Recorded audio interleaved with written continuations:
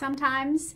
You know, you start a book before bed and you think, oh, I'm just going to relax and fall asleep reading this book and then pick it up whenever I have more time. Well, of course, that was my thought last night when I started Disappeared, but it got to be well beyond my bedtime and I realized I was still reading. And then I woke up awfully early so that I could dive back in again this morning, because this is a tense, intense, very powerfully intoxicating thriller mystery. I had a really hard time stopping at page 100 so that I could come into work today and share my thoughts with you. And now I actually don't want to work. I want to keep reading the book. And I'm thinking, you know, since this is my job, maybe I can justify it. I don't know. What do you think? Well, anyway, let me tell you a little bit about the plot, but I really don't want to give very much away, because when this book comes out in September of 2017, you have absolutely got to pick it up. And if you're watching this after the book has been published, do not wait. Go get this book. It is fantastic.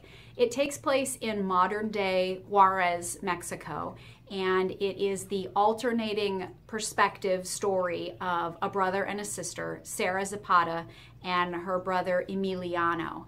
And by page 100, they actually have not yet really interacted with each other, because the story is told almost minute by minute. Present tense, which I love because it adds a great sense of intensity to the story. I don't know that they've gotten through it or they've survived because it's told in past tense. It is unfolding for me as it is unfolding for them. And we go back and forth on Friday, March 24th. We start out at like 10 a.m. in the morning, and right now it is only about 10 p.m.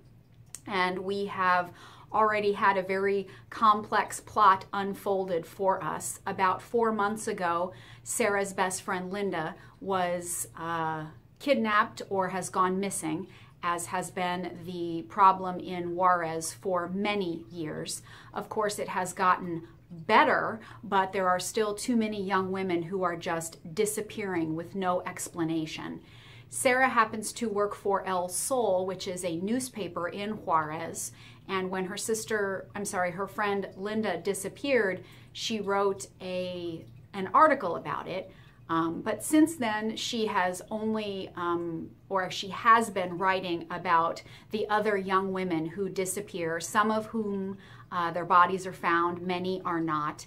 And of course, she goes every couple of weeks with Linda's parents to the offices of the state police, hoping that they have found out something about Linda or any of these other young women. But they always get the same brush off that, oh, they must have run away with their boyfriends. Then we are also spending time with Emiliano, who is Sarah's younger brother. Not by much. I think he's about a junior in high school. And he is a very enterprising, hardworking young man who got into a lot of trouble when their dad left for the United States and divorced their mother. He had a lot of anger and alcoholism and petty theft until he was arrested. Then he joined a group led by a priest, and he's really turned his life around. And he uses his ambition and his anger and his entrepreneurship to run a small business where he gets all of these really awesome handmade folk art pieces from the kids that the priest has introduced him to, and he sells them to a shopkeeper who then exports them over to the United States. I don't know if you can see where this is going, but my heart is just racing because we have now started into a spider's web that is so subtle and so sticky and so frightening, because Sarah's newspaper is receiving very specific threats about the articles she's been writing, and a mysterious photograph that was somehow deleted from within the newspaper that could possibly relate to her friend Linda still being alive. So she is determined to start investigating what's going on. And meanwhile, Emiliano's very innocent and helpful business, because of course he's trying to get money not only for himself, but also for the families of these kids who are making these crafts, has caught the attention of some of the spiders and other very slick and sticky and secretly scary characters in Juarez, including possibly the father of the girl at school, Perla Ruby, I think, Perla Ruby, that Emiliano likes very much. So I just feel like I am standing on the edge of a very, like I said, sticky spider web, and the lure is so sweet for all of these things that are being offered to Emiliano, and the danger is so there, both for Sarah and for him.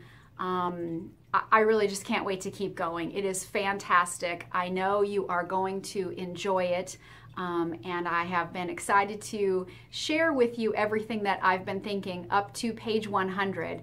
I'll see you next time. Bye.